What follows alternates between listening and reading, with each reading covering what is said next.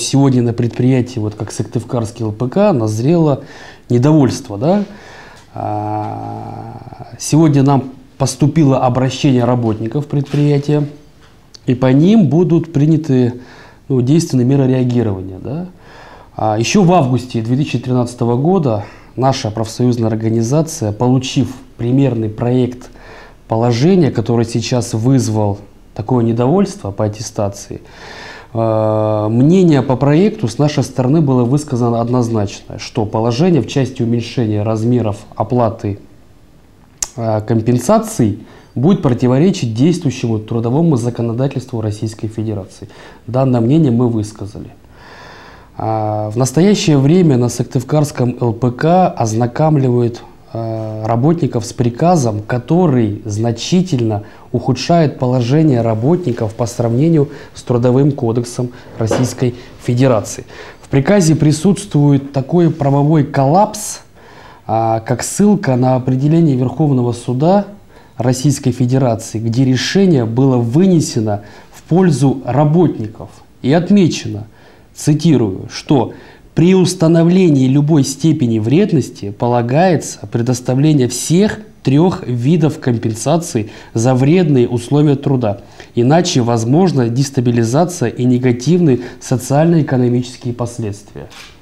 Решение Верховного суда Российской Федерации.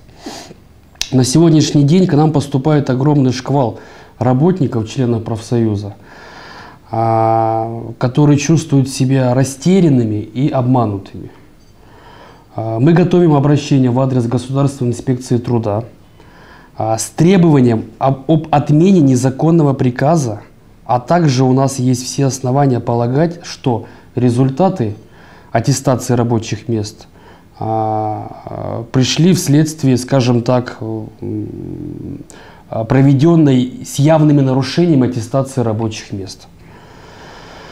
Замеры занижены или вовсе не делались там, где это было необходимо. Это наше мнение. Приведу несколько наглядных примеров, чтобы реакция, скажем так, работников была понятна. В результате проведенной аттестации условия труда той же, скажем так, горничной, да, работающей в гостинице, водителю легкового автомобиля, да, и дворнику-садовнику установлен более высокий фактор вредности 3.2 и 3.1. Это для тех, кто меня понимает, да, специалистов.